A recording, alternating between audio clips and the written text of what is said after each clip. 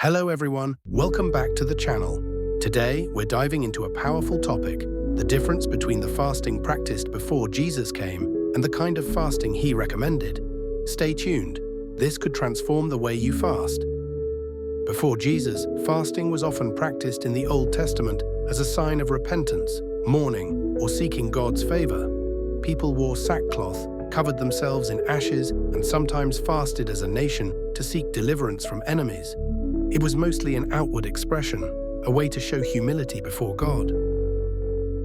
But when Jesus came, he shifted the focus of fasting.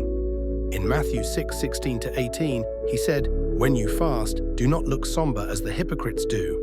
But when you fast, anoint your head, wash your face, so that it will not be obvious to others that you are fasting, but only to your Father."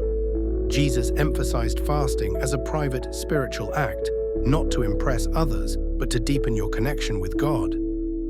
So, what's the key difference? Before Jesus, fasting was often outward, ceremonial, and sometimes focused on obtaining God's favor. With Jesus, fasting is inward, personal, and centered on intimacy with God, aligning your heart with His will.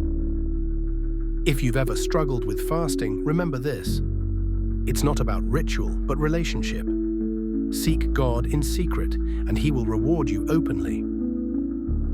Matthew 6:16-18, Jesus said, "When you fast, your Father, who sees what is done in secret, will reward you." Notice, Jesus said when you fast, not if. Fasting is expected for believers, but it should be done wisely.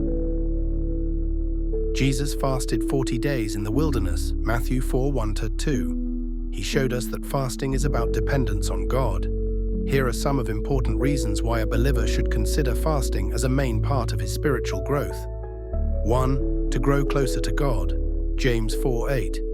2. For guidance and direction, Acts 13:2. The early church fasted before sending out Barnabas and Saul. 3. For victory over spiritual battles, Matthew 17:21. This kind does not go out except by prayer and fasting. Fasting isn't to twist God's arm, but to align our hearts with His will. If you've ever struggled with fasting, remember this. It's not about ritual, but relationship. Seek God in secret, and He will reward you openly. New Testament fasting isn't about rules, it's about relationship. When you fast God's way, you'll experience His presence, guidance, and power like never before. If this teaching blessed you, share it with someone who needs encouragement. And if you're planning to start fasting, type "I'm ready" in the comments. Let's support each other in prayer.